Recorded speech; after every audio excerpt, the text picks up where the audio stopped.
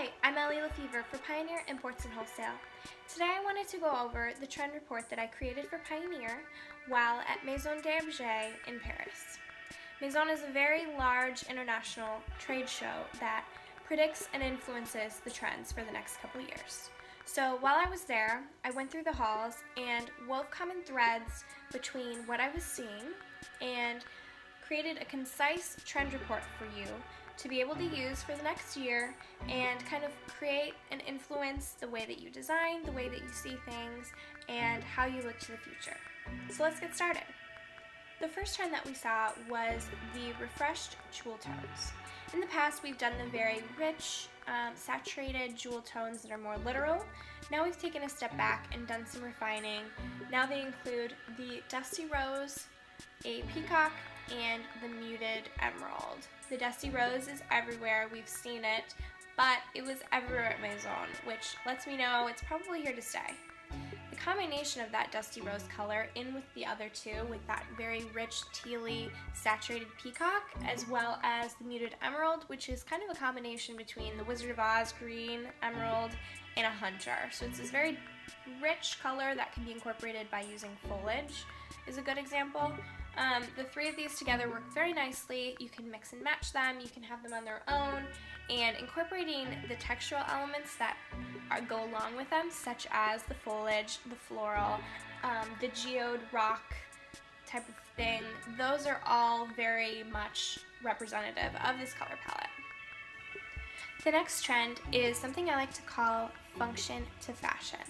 So the whole idea behind this trend is that it's risk-taking, it's bold and bright and statement making, but above all, it encompasses the idea of what was once a function, such as the neon lights, as the open sign, as the Chinese food takeout sign, these elements that were very much functional and making them into fashion. So you'll see the neon signs, you'll see graffiti, you will see the irony played off of, for instance, with plants that are different colors outside of the realm of nature. All of these elements where they kind of are turned on their heads and make you question, that is what function to fashion is all about. The next trend is something called Phobos, which is bourgeois bohemian. Bourgeois or bougie is a very of the now word, but when you pair it with bohemian, it creates a very interesting, almost paradoxical juxtaposition. Phobos is elevated bohemian vibes. It's a person that's in the enlightened age of information, and this person likes to know why they're buying something, where they bought it, and who they're buying it from, what's the sustainability. So those are the deeper aspects of the Phobos, but as from a trend standpoint, the surface characteristics are just basically an elevated bohemian. So it's more refined, but still has that kind of hippie, edgy vibe to it.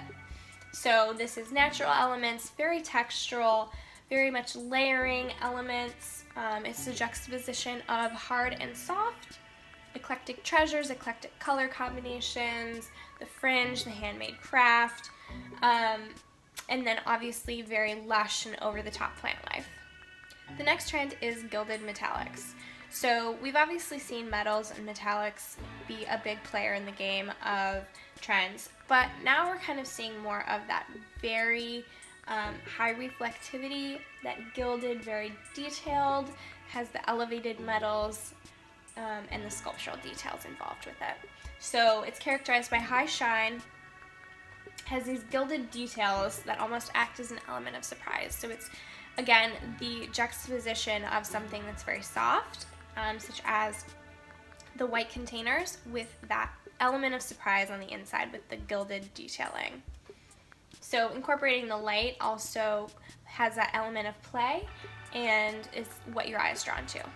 The last couple things that I want to talk about are a couple other trends that I saw not only at Maison at the trade show, but as well as throughout my journey in Paris and London. So the first one is sketch, which is really anything that's just hand rendered or illustrated, bringing that human quality to remind us that, we don't always have to have technology to create something amazing. The second trend is monochrome sculptural. Now, this is very interesting because it kind of strips away the color of things and allows you to see the contrast, the light, the shape, the texture of items. And I've seen this very successful with both black and white, but basically just stripping away the color so that the true forms can show through.